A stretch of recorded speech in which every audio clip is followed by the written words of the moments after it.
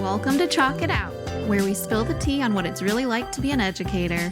Hi, I'm Mallory. And I'm Greta. Hi, welcome to Chalk It Out. I'm Mallory, and today we're going to be talking about recess time in the United States. So I feel like recess time looks a lot different depending on the state and the school. But let's just get started with the benefits of recess time. So, according to American Academy of Pediatrics, recess has cognitive, social, emotional, and physical benefits.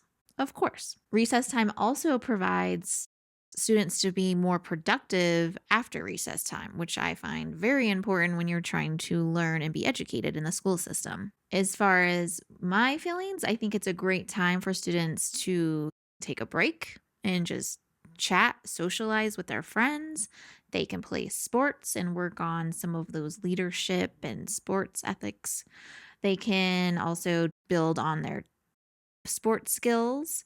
They can just honestly, I've seen kids just sit down on the playground and hang out, which I think is awesome that they're socializing with each other, especially nowadays when everyone's on their electronics all the time. In my opinion, it's very important for students to get outside, get some fresh air, plus the sun is good for you, and just have that time for a break. And then also, the American Academy of Pediatrics also talks about how recess time lowers the obesity risk. And then it just gives that opportunity for students to work on their coping skills and problem solving. I've seen a lot of times where students are out there playing soccer. Some you can tell they're on soccer teams, they're competitive. And then you have some who just want to go out and play and have fun.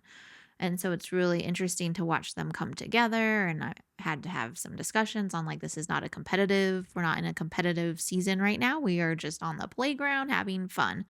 And so going over that, I've seen kids have to do captains. Our school counselor had to go out with some of our students and just work on like, okay, I've noticed that one team's always winning and then the other team gets their feelings hurt. So how can we make this a little more fair? And so those team captains have helped and also making sure that changes every day so it is fair. And then I've seen, some new friendships being built when they're outside because they get to know each other. So that's always nice. Students are usually pretty good about if there's a student that doesn't have anyone to play with, they're pretty good about like, hey, do you want to join us? Which I think is really kind. And then what it should be. So recess time needs to be safe, obviously. Students need to feel safe or else they're not going to want to play. And it needs to be well supervised. And so there needs to be adults outside on duty that are strictly just out there watching students to make sure they are safe. And so then also as a school, it's important to set those rules and guidelines before they go and play so that everyone is on the same page about expectations when they're outside. Usually it's always about keeping your hands to yourself and that it doesn't matter the age because even in middle school, they start kind of horseplay is what they like to tell me they're doing, but then someone usually gets hurt. And so just keeping your hands to yourself, showing respect, making sure everyone feels included. Usually there's maybe a little timeout area where they just have a quick few minute timeout where whoever is outside with them can sit down and just say, "Hey, this is what happened. Can you tell me more about it? What can you do differently next time?" And so having like a restorative conversation, okay, so now I want to see that you carry that out and let them go play. And then time, so interesting. So when I was in Virginia, I feel like it was like 20 to 30 minutes. And then when we moved back to Colorado, I feel like it's 10 to 20 minutes, just depending on the age and the school. And so I know my own children, they get two quick recesses, which I think is actually really wonderful because then they have one in the morning and one in the afternoon. So it releases some of that energy out and then they can get back into the classroom and get to work. One of their recess times, they get to eat their snack, which is really nice too, because it's outside. So you're not getting crumbs everywhere. And then also it's like you have to finish your snack before we go back inside, where sometimes when students are eating snack in the classroom, it can be really hard for teachers to be like, okay, time is up. And kids are kind of like sneaking their snack. They're in their desk and then that's a mess. And yeah, I've seen desks that have been filthy with like snacks that have had food in there for 2 months. So I do love the idea of eating outside. So my story of the day, it goes back to Virginia when I taught 3rd grade. I actually had to take my class outside for recess. So I got my lunch break and then in the afternoon, though, I had to take my class out, and I believe it was 20 minutes. And so I actually enjoyed that time with the students because I could ask them questions, and it was just our class out there. So it was really nice. I could get to know them.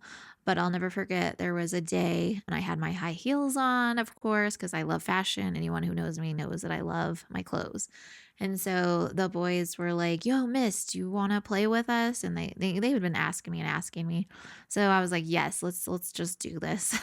And so they were playing Knockout, I believe is the name of the game, where you get in a line and there's two people shooting and you're trying to knock the other person out. And so, I was just kind of like casually shooting, making them, not being too aggressive yet. And so about half of the boys, and I think there were a couple girls were knocked out. And so then I was like, okay, now I'm getting like I'm really gonna be gunning for it. And so the whole class is like, rail, rail, rail, And so shooting my hoops, and then luckily who won? This gal right here. And so one of the students, he was the best player and he showed me so much more respect after that. So it was in my favor because they kind of looked up to me and they're like, okay, she knows what she's doing. So that was my story for the day. But usually most schools, they actually have duty staff outside, so teachers don't have to have that. Virginia was the only school where that had happened because we just didn't have enough support staff. And again, going back to safety, as long as there's someone who's out there and making sure they're not on their phones, they're actually actively monitoring student behaviors and helping students problem solve because there are a lot of problems at recess. So when adults are out there, they can handle that, help them get through that, and then everyone can have fun. There's also different programs or organizations that can come into school. Obviously, that's something that schools have to pay for, but I have seen that being extremely helpful as well. So they actually will send, they call them coaches out into the schools and they support all the adults in the building or whoever's on recess duty. And they just support them with thinking about how to help kids with conflict resolution. They actually teach them different games to play that are a lot more structured and not so like competitive as soccer and basketball. And so they have different games where pretty much anyone could win the game and then just practicing, oh, you didn't win this time, but maybe you will next time and how to give a shake and just those nice skills to have when a student doesn't win, which I think nowadays is also very important to teach students that it's okay that you didn't win. It's more about having fun. And so I do enjoy that. They also sometimes have junior coaches where those coaches will coach some of the upper grade levels to help the younger students, which I think is really nice to build that leadership skill. If you're looking into that, you can reach out to some of those organizations. The last thing is, unfortunately, especially when you're in Colorado, we can have those indoor recess days, which nobody likes. My youngest, their school, they're like, you need to bring your snow boots, your snow jackets, your gloves. They're always outside. But other schools that I've worked at, it's not that case. It'd be really hard for some of our families to have all that gear and like keep it in your backpack and all that. So, needless to say, once it's a certain temperature, or if it's raining, snowy, wet snow, we are inside, which makes it really hard for that staff because kids are excited. They need to be outside, they want to be outside, but unfortunately, they have to be in the classroom. And so, just thinking about that aspect, I'm a firm believer. Let's not get the computers out. I have been in classrooms where indoor, everybody is on their computer and it's silent. Ugh. And then we just talked about all the benefits of having recess outdoors. So we need to try to at least have some board games, time for kids to socialize. You could still play some structured, more safer games in the classroom, but things where they can still work on problem solving and getting that energy out because on those indoor recess days, that is also when behaviors spike up after the indoor recess because they didn't get to release any of that energy out. And so just thinking about how could we get kids moving in a safe way in the classroom, I think is very important. The last thing is also just to help that when you do have indoor recess is really helping the staff on duty out by getting maybe some board games out or manipulatives out or whatever it is out.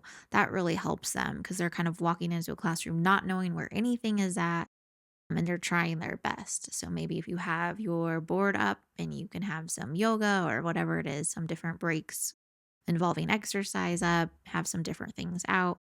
That really means a lot to the staff that is helping those kids for indoor recess. All right, so if you have anything to add to either outdoor or indoor recess, I'm just curious. What do you believe in for recess time? Do you think students still need to get that break and for how long? All right, please let us know on our blog, Chalk It Out.